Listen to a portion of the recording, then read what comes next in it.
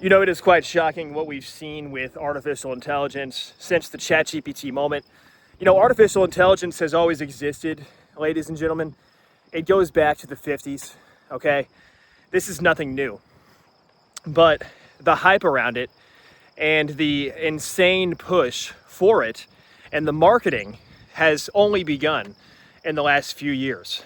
And of course, with the technology developments, that's one of the reasons we've seen all of this, all of the marketing, all of the big push, everything regarding AI, new AI jobs being created, wage premiums for people who have AI jobs, demand for AI keywords by recruiters skyrocketing.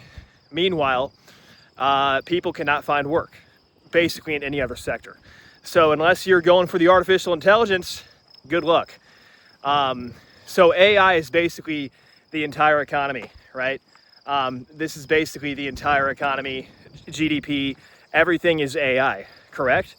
Well, if that's the case, then we're in really big trouble.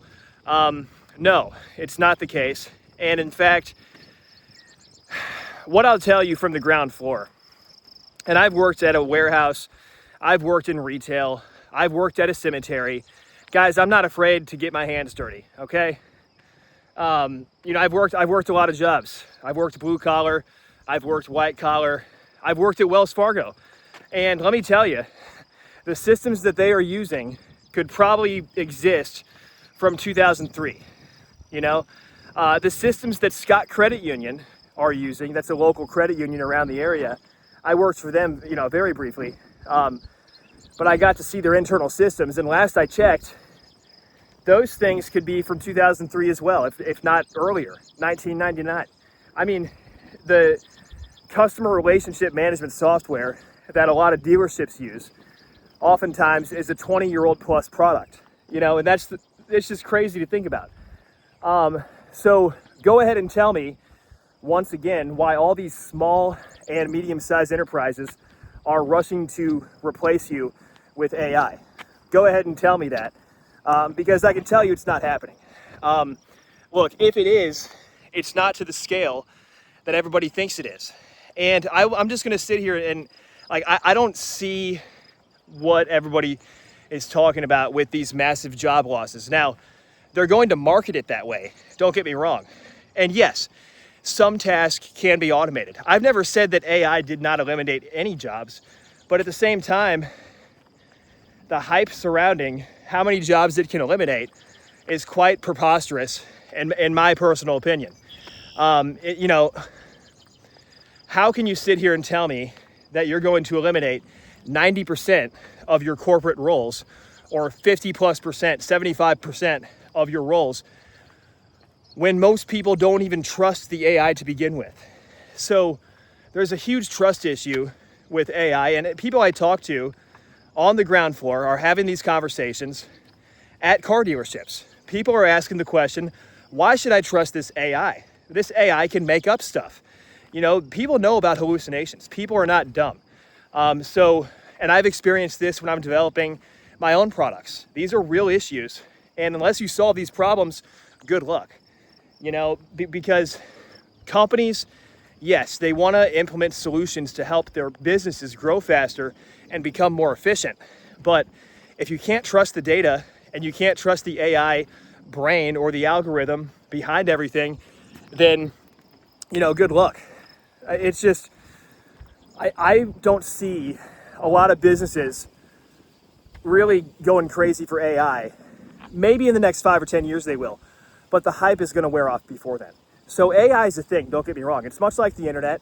It's much like advanced tools, advanced technology. It comes along, companies adopt it. But this whole idea that you're going to see, you know, 100 million jobs gone overnight is crazy. And, you know, Sam Altman, all these guys are now saying, oh, yeah, never mind. We're just going to walk back and, you know, we're not going to see a ton of jobs being taken. So, you know, I wouldn't believe a word these guys say. You know, these guys will say one thing and then say something else completely different the next day. And then they will do something completely the opposite or not even related to what they're saying. So, like, you know, look at their actions. Are they following through on, what they say they're going to. I mean, sure, many of them, they might, but like a lot of these guys are just riding this gravy train as long as possible. They don't give a shit about you. I've compared it to the Titanic. It's like, here you are, second class citizen like myself, second, third class, we're steerage, right?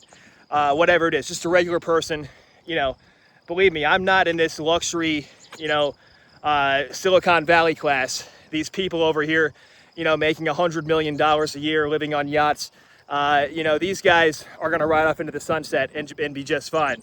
The lifeboats, even though it's only for women and children, they're still bribing the guards. They're still sneaking on the lifeboats. You haven't even made it to the boat deck yet.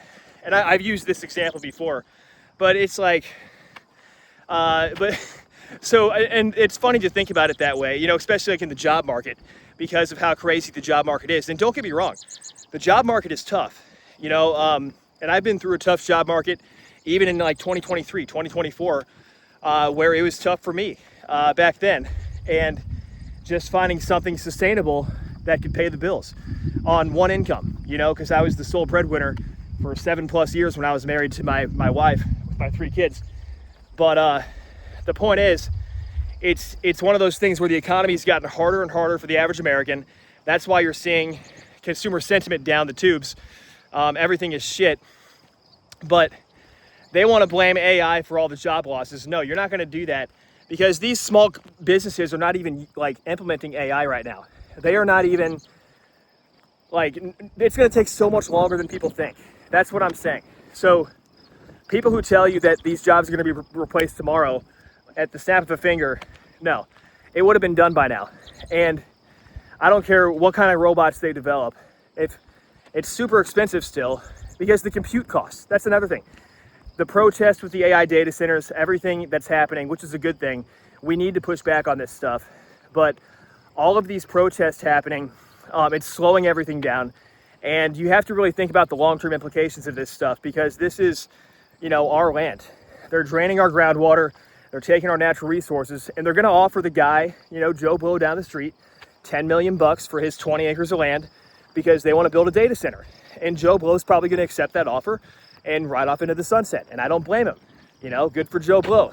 But bad for the residents of whatever community is coming to town. So it's obviously a big mess, but they're shoving this down our throats because of how much they've invested into it.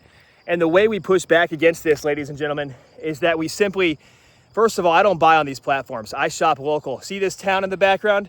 There's actual shops and restaurants that I go to when I get out of the house, and I'll actually go down, and if I need to buy something, I'll go down to these shops in person. I know it's like a shocking thing in 2026, but nonetheless, I'll actually do that. And then what'll happen is I'll go down, instead of buying online, that's one way to not participate in this Orwellian state. The other thing is, obviously we all have to use the internet. Think about like these companies though, and how much of a footprint they have on the internet and how much data they have. There's certain ways you can block your VPN and stuff like that. Sure, you can do stuff like that. But in addition, I mean, just think of other ways. Like, what do you guys think in the comments down below? What can we do to fight back against this? Is there a way to fight back against this? Because obviously a lot of us are tired of this AI infrastructure bullshit. Nobody wants to hear the story anymore. Everybody's tired of hearing about it in the news. And yet they keep on shoving it down our throats. So what do we do at this point? They're balls deep in this stuff. And that's why these large corporations, they can't let this stuff go, because they have to have their AI to make their return on investment and make their shareholders happy. Jassy has to make the shareholders happy, 200 billion plus into AI, soon to be, I don't know, another 200 billion plus, why not? Another 200 billion plus after that. They've already invested the top 4 hyperscalers. I've mentioned this in previous videos. Probably 600 billion plus between the 4 of them. And that was just, I think, 2025. So yeah, this is getting crazy, obviously, and there's no way around it. Higher interest rates as well. Think about the high interest rate environment we've been in over the last 4 years, and yet they're still investing this much money. Can you imagine how much more they would have invested into AI with low interest rates? Imagine if they were allowed to refinance all this. I mean, it would be a gravy train into the stratosphere, and they would never stop, because this is really all they have left. what else are they going to push after AI? You know, they have to get the stock price up somehow. And the only way they do that is to market the hell out of this shit. And so here we are. Artificial intelligence is everything. You better find a job doing AI, bro. Good luck, and we'll see you in the next one.